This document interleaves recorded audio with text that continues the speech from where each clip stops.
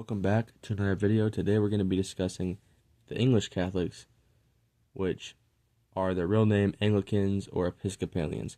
I call them English Catholics because they share many common things with the Catholic Church, because I believe King Henry VIII, who was, kind of the founder, not really the founder, but he made England its own like the Protestant denomination, but it's called Anglicanism, but he kept a lot of the Catholic faith, a lot, because he didn't want to totally just erase all that stuff. He still believed in the presence in the Eucharist and the seven sacraments. I know the bishop, like the bishop that was like his yes man kinda, or the cardinal that was from Rome, who was his yes man, kept a lot of the Catholic stuff. So, anyways, to start off, of course, they both affirm the Trinity. Almost every Protestant denomination shares that with Catholicism. I mean, you have to be Christian. But here's the thing. Anglicans believe in apostolic succession. Now, I know Catholics and Orthodox argue that we argue it's kind of there's this broken apostolic succession, but it's kind of cool to hear that word. I know none of the other denominations in Protestantism really use apostolic succession. I know Lutherans might, but then it's like then you got two different types of Anglo. I know you got your more evangelical. I don't know why I said evangelical. Evangelical um, Anglicans don't really value the seven sacraments, but in your high Anglican masses, you know, they do value the seven sacraments, which are baptism, Eucharist, confirmation, reconciliation, anointing of the sick, holy matrimony, and holy orders, which are really big in Catholicism and Orthodoxy. And of course, there's different things. They do have, I believe, in the more evangelicals, you got women pastors, which or women priests, because I believe in Anglicanism, you call the father, you'd call their priest, the male priest, father, like how you do in Catholic and Orthodoxy.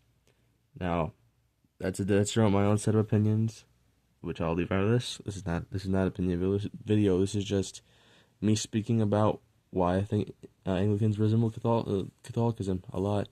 So, continuing on, they both use the creeds, which almost all, I know a lot of Protestant denominations don't announce the creed, but they affirm to it. And here's the next thing. It's really interesting. I watched a Catholic YouTuber interview an Anglican, and this is when I learned about this. They also believe in the real presence in the Eucharist. Now, they don't believe in transubstantiation like Catholics do. I know Orthodox don't say transubstantiation. They believe it's a mystery because they're very mystical. But I think them and Lutherans are the only Protestants that believe in real presence, I think. And then holy days. Now, us Catholics and Orthodox take it even more serious than we do. Lent is very serious for them. Lent's serious for us too. And of course, we observe Advent, then Holy Week, which is the end of Lent, Easter, Pentecost, all those holidays. And Anglicans observe that too. And I think other Protestant denominations do Lent. And another part, they both honor the Theotokos, which, as you know, is God-bearer in Greek, which is what Orthodox, and even me as a Catholic, I call her that, the Blessed Virgin Mary. They honor her as a saint. Now, of course, Catholics and Orthodox have more of a developed theology around intercession compared to Anglicans, but it's really cool. It's very cool to see these connections, and that's why I call them English Catholics. I think for a long time that's what they called themselves.